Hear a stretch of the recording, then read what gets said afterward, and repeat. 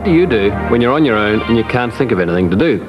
Some people play patience, but they also get a bit bored with patience. So this is patience of a different kind. You can make it yourself, you can make it as easy or as hard as you like. It's really maze patience, and it's quite easy to make, although it's sometimes a bit harder to play. What you need is little squares of card, all the same size. And you can cut them out of something like a cereal packet, but I like to get old filing cards because they're very easy to work with. You can make them into squares very easily. If you take one and put it at right angles to the other so that the corners and the sides are aligned, all you have to do is to snip off the overhang of one of them like that, and that will leave you with a perfect square. And you can use that as a template, put it on top of the others and clip them all into a square shape. You want to make, or you can make as many as 50 if you like, but certainly 20 or more. Well, I've done that with slightly smaller cards because they don't take up so much space, and you can see there's a great stack of them there in pink, all cut square. The next thing you have to do is to mark one of them. You need to find the midpoint of each side, and for that you probably need a ruler because it has to be done accurately. And if I measure this up, I can find the midpoint of this side is there. On the other side, it's going to be there. And the line sides are a bit easier because it's going to be there and there. Now that one has to be very accurate because you use that as a guide to mark all the others.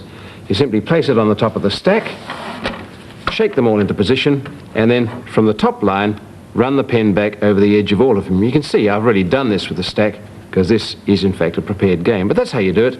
You leave a mark on each of the cards. Now it's a matter of marking the cards for the bits of the maze. Let's put a few here and show you what I mean.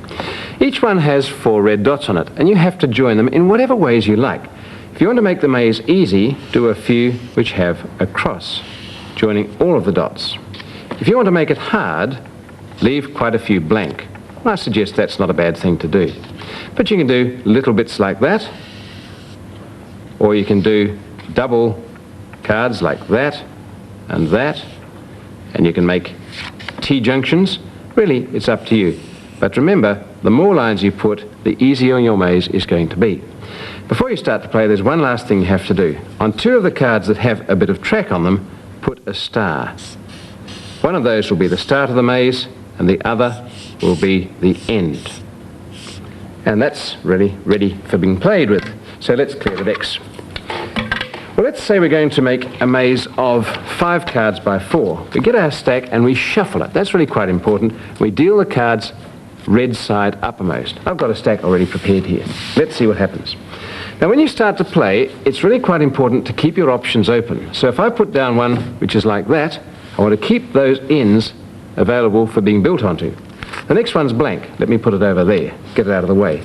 This one, oh, that might take the track down there. The next one, that's quite good. I can put it onto one of those ends and have the thing going around. Now this is really good because a star comes up and that's going to be the start of the maze. And I can now take the track around in that loop. That's the only free end. So I have to be careful. This will allow me to take the maze over there.